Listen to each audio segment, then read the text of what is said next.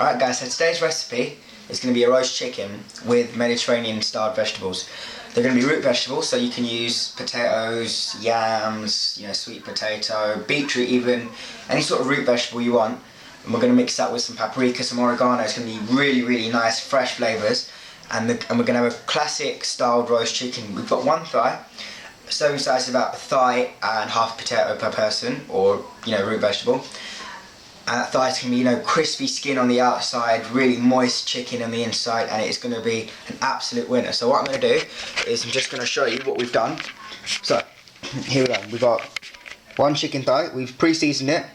We left it out for about 20 minutes. Reason being, it's going to help even out the temperature, because you put it straight from the cold into the pan, it's going to be, unevenly cooked, because some bits might thaw a bit quicker than the others. And our potatoes. Now what we've done is we've had the half potato, cut the potato in half. As you can see, here's the other half. We then cut that potato in half again to make two halves of that one potato. Cut that in half and then cut those wedgies in half. They create about little 1-inch battens, and they're going to cook much evenly, and they're going to look much nicer on the plate. If you're wondering why the chicken is on foil, this just makes washing up a lot easier. And rule one with handling poultry, it's got to be cleanliness. Wash your hands after using or touching the chicken. Wash your knives carefully. I've used a chef's knife, and I use a santuku knife for the potatoes. Now, just a word of warning as well. Make sure you use a sharp knife. Alright, I'm just going to put this back up here. Sharp knives. Sharpening steel is one of the most important pieces of kitchen equipment you'll have.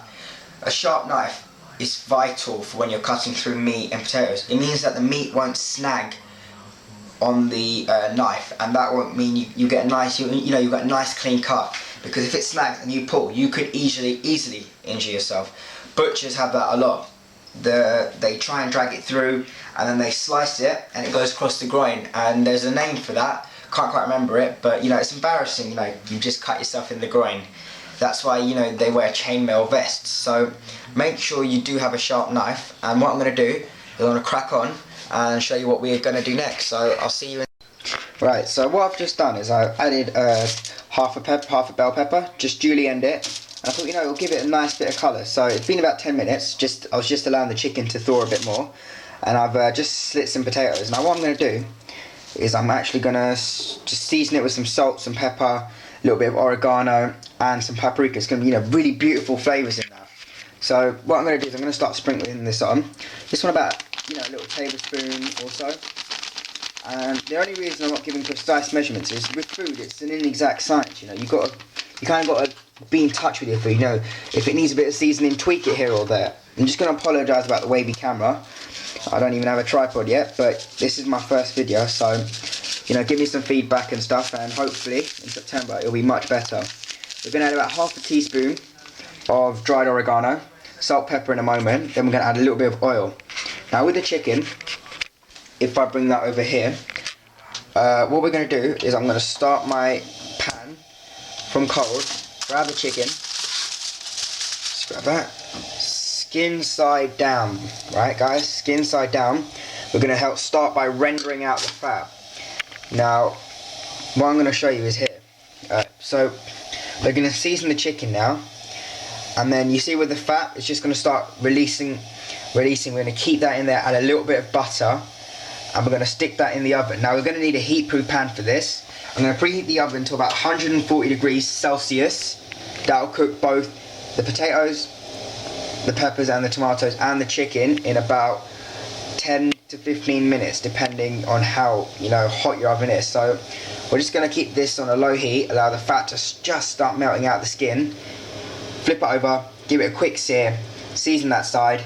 We're going to add a little, about 2 tablespoons of oil. Doesn't have to be olive oil, it can be sunflower oil, whatever oil you've got. Mix it around in the oven, top shelf, and we're going to leave that for about 15 minutes before we start checking it. So I'm just going to get on with seasoning this stuff, and I'll be back when we're ready to put this stuff in the oven. So I'll see you in about 15 minutes, guys. Alright, so what I've just done is I added some oil to the potatoes, the tomatoes and the peppers. Mix that around, put it in the oven, and that's going to sit in there for about 15 minutes.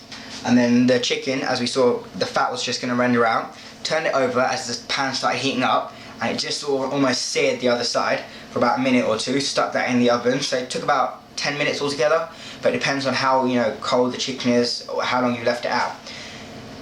We're going to leave that in there for about 15 minutes before we start to check on it, because you don't want to lose any of that temperature in the oven. And now the thing is, with the recipe, you can tweak it as much as you want. If you want to add some cayenne pepper instead of paprika, add it. If you want to add some chili powder, whatever you want, you can tweak that recipe. It's not all about just following what I say. Use your instinct. If you want to add lemon juice into that, add some lemon juice. It's all up to you. It's your own recipe. Now what we're going to do is, after 15 minutes, we're going to let that rest. Once it rests, we're going to stick it back in the oven at a high heat. So don't worry if the skin's not crispy. We're going to let that meat rest till it's cold to the touch. Reason being, muscle fibers like this, right? In the heat, they contract and they sort of tensen up. That forces juices out. So resting allows them to relax again and keep the juices. If you were to take that out or put it at a high temperature straight away, the meat would just tense up, and the juices would just sort of come out the meat. We don't want that. We want to keep that chicken moist and tender. That's the way we're going to do it. So what we're going to do is we're going to, like I said, rest it for about 20 to 30 minutes, depending on how cold it is, how hot it is. Check the potatoes, leave them out, and then everything can be warmed up in the last minute, so it will be all warm. So what I'm going to do is I'll be back in about 10 minutes to check on the chicken, and then we'll go from there. So I'll see you in 10 minutes. Alright guys, so a quick update. It doesn't look quite pretty now, but I assure you it will be. Potatoes cooled, chicken had rested for about 15 minutes. We took the skin, as you can see there, off the tomatoes. And now what we did was we put the oven, my one goes to 240 degrees Celsius, that's the highest it goes. We've taken those, we took out 3 peppers, so what I'm going to do is I'm just going to show you. 3 peppers, and we just laid them flat upon the plate. Now what we're going to do now is, if I just take it back to the chicken, we just give the chicken and potatoes, tomatoes and the peppers a quick seasoning, salt, pepper, put a little bit more salt on the chicken just to help bring out a little bit more of the moisture from the skin. Stick it back in the oven for about 2 minutes, right, no more, because you don't want the chicken to dry out, and then we're going to serve it immediately. So that was just a little quick update. We got a little bit of resting juice here. There's not loads, there's a little bit, and we're just going to give a little bit of that onto the plate. So I'm going to leave you for about 5 minutes. We'll be back, and I'll show you how to plate this up, and then a few other tweaks you could make to this to make it a little bit different or to your style. So this is going to take another 2 minutes and another 5 minutes to warm up, so I'm going to see you in 7 minutes. So oh, and by the way guys, with the skins, we're not going to eat the tomato skins. Just a quick word of warning, if you ever tried tomato skins when they're cooked, they taste really sort of like not rubbery, but they have a weird texture. So we're just taking those out. There's going to be a little bit of a texture difference, which is why I added the tomatoes.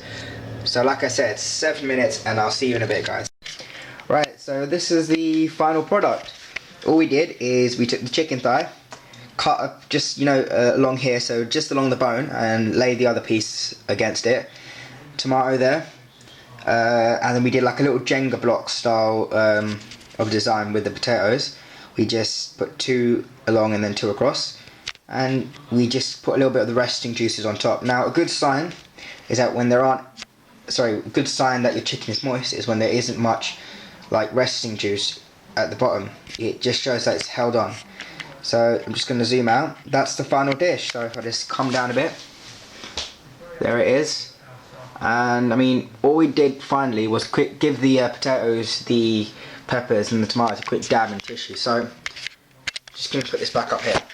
Firstly, I just want to apologise for the bad camera work. I'm not a cameraman, you can probably tell, shaky and everything, but this is my first video, so give me some comments, what do you think could be improved, and leave some comments on what you'd like to see. Now I've got a little schedule worked out that I thought I'd like to do, and tell me what you guys think. Monday would be, I would create a dish where someone's asked me, how can I use this, like say, you know, how can I use a rack of lamb, you know, do a little recipe for it. Most likely fusion, by the way, because that's the sort of thing I want to work in. It's called the politics of food. You know, you're bringing two cultures together. Then Wednesday, I'd like to do something for healthy sort of gourmet meals, because I mean, a couple of years ago I lost a load of weight and I found myself pretty constricted, and then realised, you know, you can make, you know, good food, good sort of gourmet food that's healthy. It's not all got to have butter. And then Friday, now the name of the channel is Kitchen Diaries.